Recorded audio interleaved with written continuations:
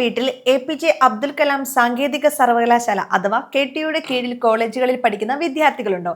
അങ്ങനെയാണെങ്കിൽ നിങ്ങൾ അറിഞ്ഞിരിക്കേണ്ട ഒരു പുതിയ അപ്ഡേഷനാണ് ഇനി ഞാൻ പറയുന്നത്. വിദ്യാർത്ഥികൾക്കായി സുരക്ഷാ group personal accident insurance KTU കൊണ്ടുവന്നിരിക്കുകയാണ്.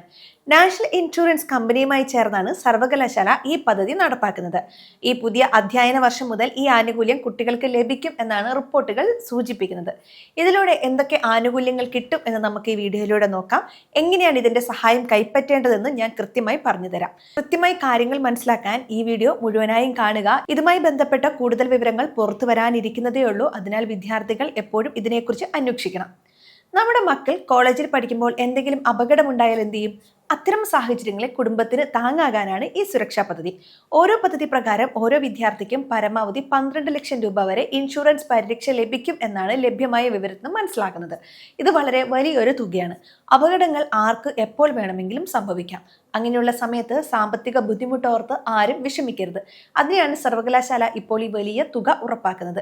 ഇനി ഈ പദ്ധതിയിലെ മറ്റ് പ്രധാന ആനുകൂല്യങ്ങൾ എന്തൊക്കെയാണെന്ന് വ്യക്തമായി പറയാം.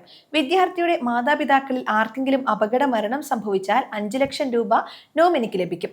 കുടുംബത്തിന്റെ നാഥന് എന്തെങ്കിലും സംഭവിച്ചാൽ കുട്ടിയുടെ പഠനം മുടങ്ങരുത്. അതുകൊണ്ടാണ് മാതാപിതാക്കളുടെ ജീവനും ഇവിടെ പരിരക്ഷ നൽകുന്നത്. അപകടം കാരണം വിദ്യാർത്ഥിക്കോ രക്ഷിതാവിനോ സ്ഥിരമായ അംഗവൈകല്യം ഉണ്ടായാലും സഹായം ലഭിക്കും. അങ്ങനെയുള്ള സാഹചര്യങ്ങളിൽ 1 ലക്ഷം രൂപയാണ് ഇൻഷുറൻസ് തുകയായി ലഭിക്കുക. ചികിത്സാ ചെലവുകളുടെ കാര്യത്തിലും വലിയൊരു ആശ്വാസം ഈ പദ്ധതി നൽകുന്നുണ്ട്. അപകടത്തിന് ശേഷമുള്ള ചികിത്സയ്ക്കായി 1 ലക്ഷം രൂപ വരെ ഇൻഷുറൻസ് ലഭിക്കും. ആശുപത്രിയിൽ കിടന്ന് ചികിത്സിച്ചാൽ മാത്രം പോരല്ലോ, ആശുപത്രി വാസത്തിന് ശേഷമുള്ള 30 ദിവസത്തെ ചികിത്സാ ചെലവുകളും ഇതിൽ ഉൾപ്പെടുന്നുണ്ട്. മരുന്ന് വാങ്ങാനും പരിശോധനകൾ നടത്താനും ഈ തുക ഉപയോഗിക്കാം. സാധാരണ കുടുംബങ്ങൾക്ക് ഇത് വലിയൊരു ആശ്വാസമായിരിക്കും. ഇനി ഈ ആനുകൂല്യങ്ങൾ ലഭിക്കാൻ എന്തൊക്കെ ചെയ്യണമെന്ന് നമുക്ക് നോക്കാം. വിദ്യാർത്ഥികൾ തങ്ങളുടെ കോളേജ് ഓഫീസുമായി എപ്പോഴും ബന്ധം പുലർത്തണം. പുതിയ അധ്യയന വർഷത്തെ അപേക്ഷകൾ കൃത്യസമയത്ത് നൽകാൻ ശ്രദ്ധിക്കുക. സർവകലാശാലയുടെ നിർദ്ദേശങ്ങൾ കോളേജുകൾ വഴി വിദ്യാർത്ഥികളെ അറിയിക്കും. അതിനാൽ കോളേജിൽ നിന്നുള്ള അറിയിപ്പുകൾ ശ്രദ്ധയോടെ വായിക്കുക. എന്തെങ്കിലും സംശയങ്ങൾ ഉണ്ടെങ്കിൽ നിങ്ങളുടെ കോളേജിലെ അധ്യാപകരോട് ചോദിക്കാം. ഈ പദ്ധതിയിൽ ചേരുമ്പോൾ വരുന്ന ചില പൊതുവായ തെറ്റുകൾ എന്തൊക്കെയാണെന്ന് പറയാം. അപേക്ഷാ ഫോമിൽ വിവരങ്ങൾ നൽകുമ്പോൾ തെറ്റുകൾ വരുത്തരുത്. പ്രത്യേകിച്ച് നോമിനിയുടെ പേര് നൽകുമ്പോൾ അതീവ ശ്രദ്ധ പുലർത്തണം. അച്ഛൻ്റെയോ അമ്മയുടെ പേര് കൃത്യമായ അക്ഷരങ്ങളിൽ എഴുതുക. ബാങ്ക് അക്കൗണ്ട് വിവരങ്ങൾ നൽകുമ്പോഴും തെറ്റ് വരാൻ പാടില്ല. തെറ്റായ വിവരങ്ങൾ നൽകിയാൽ പിന്നീട് പണം ലഭിക്കാൻ വലിയ ബുദ്ധിമുട്ടാകും. അപേക്ഷ സമർപ്പിക്കാൻ വൈകുന്നതും ആനുകൂല്യങ്ങൾ നഷ്ടപ്പെടാൻ കാരണമാകും. മറ്റൊരു പ്രധാന കാര്യം ആവശ്യമായ രേഖകൾ കരുതി വയ്ക്കുക എന്നതാണ്. കോളേജ് ഐഡന്റിറ്റി കാർഡ് എപ്പോഴും കയ്യിലുണ്ടായിരിക്കണം. പരിക്കേറ്റാൽ ആശുപത്രിയിൽ നിന്ന് സാക്ഷ്യപത്രം കൃത്യമായി വാങ്ങി സൂക്ഷിക്കുക.